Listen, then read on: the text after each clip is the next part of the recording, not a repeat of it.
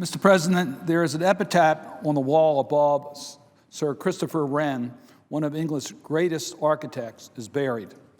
The epitaph reads, in part, and I quote, "Here lies Christopher Wren, who lived beyond 90 years, not for his own profit, but for the public good. Reader, if you seek his monument, look around you," end quote. A similar epitaph would be entirely suitable for my dear friend, the great businessman, engineer, philanthropist, and devoted Baltimorean, Willard Hackerman, who died yesterday at the age of 95. In 1938, Willard was a 19-year-old civil engineer who had just graduated from Johns Hopkins University. He went to work for Whiting Turner Contracting Company in his native Baltimore. GWC Whiting and LeBaron Turner had started the construction firm in 1909. In 1955, Whiting promoted Willard to be the president and chief executive officer of the firm in 1955, and he served in that capacity to his recent death. Whiting Turner issued a press release which stated, "Mr. Hackerman led Whiting Turner from a modest-sized local regional contractor to a highly ranked nationwide construction manager and general contractor, working in all major commercial, industrial, and institutional sectors." Last year, Willard's 75th year with the firm, it reported $5 billion in revenue. The firm, which has 33 regional offices and more than 2,100 employees, is ranked fourth in domestic general building by Engineering News Record and ranked 117th on the list of America's largest private companies. As the Baltimore Sun noted, Whiting Turner Contracting Company built the new University of Baltimore School of Law last year, the Joseph Meyerhoff Symphony Hall, the National Aquarium, and the M&T Bank Stadium. The firm's clients included Yale and Stanford universities, the Cleveland Clinic, Target, IBM, and Unilever, and the Hippodrome Theater. If you seek his monument, look around you. Through Whiting Turner, Willard teamed with then-Mayor William Donald Schaefer to help transform Baltimore by building the Convention Center, Harbor Place, and the Aquarium. These statistics and lists attest to Willard's incredible skills as an engineer and businessman, but they don't begin to capture the magnitude of his accomplishments, his charitable contributions, and his generous spirit. Willard and his beloved wife, Lillian, have been lifelong supporters of Johns Hopkins University. He helped to reestablish the university's standalone engineering school in 1979 and secured the school naming gift from the estate of his mentor, GWC Whiting.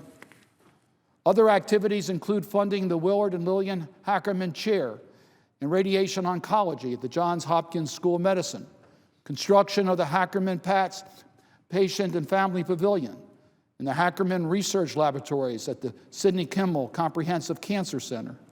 He and his wife have also provided major support for the Robert H. and Clarice Smith building at the Wilmer Eye Institute. In 1984, Willard and Lillian donated a mansion on Mount Vernon Place, adjacent to the Walter Art Gallery, to the city of Baltimore, which in turn entrusted the property to the gallery, now known as the Walters Art Museum, to house the collection of Asian art. In December 2001, Mr. Hackerman gave the largest gift in the history of the Baltimore City Community College Foundation to establish the Lillian and Willard Hackerman Student Emergency Loan Program, which provides no-interest loans to BCC students. If you seek his monument, look around you. Timothy Regan, the Whiting Turner Executive Vice President who will succeed Willard as the firm's third president in its 105-year history, noted, "He is a legend for his good work, and the irony is that most of his good works are not even known." The Sun recounted a story Baltimore architect Adam Gross told about accompanying Willard through a newly completed project at the Bryn Mawr School. According to Mr. Gross, Willard asked the school headmistress how many women were graduating with engineering degrees. Then a few days later, he sent a sizable check to the school to provide scholarships for women in engineering. He was like that. He did deeds that no one knew about, Mr. Gross said. Willard was a man of quiet strength who professionally and charitably enriched his beloved Baltimore. He was an active alumnus of Johns Hopkins University who gave back to the school and the hospital in countless ways. He was a humble man and rarely stood still to take credit for his many successes because he already began to tackle the next challenge. Despite being at the helm of one of the largest general building companies in America, Willard never outgrew his city or his fellow citizens. The Meyerhoff, the National Aquarium, M&T Bank Stadium all stand as enduring monuments to a great man. His benevolent legacy extended to the synagogue where my family and I worship, Beth-Tefillah congregation, where he will be missed as a man of great faith. Willard Hackerman was a true son of Baltimore. My thoughts and prayers go out to his wife Lillian, their daughter Nancy, their son Stephen Mordecai, their 5 grandchildren and 23 great-grandchildren, and his extended family at Whiting Turner, all of whom loved him deeply. So, Madam President, I encourage my fellow colleagues, my fellow Baltimoreans and Marylanders and all Americans to celebrate Willard Hackerman, who lived beyond 90 years, not for his own profit, but for the public good. If you seek his monuments, look around you.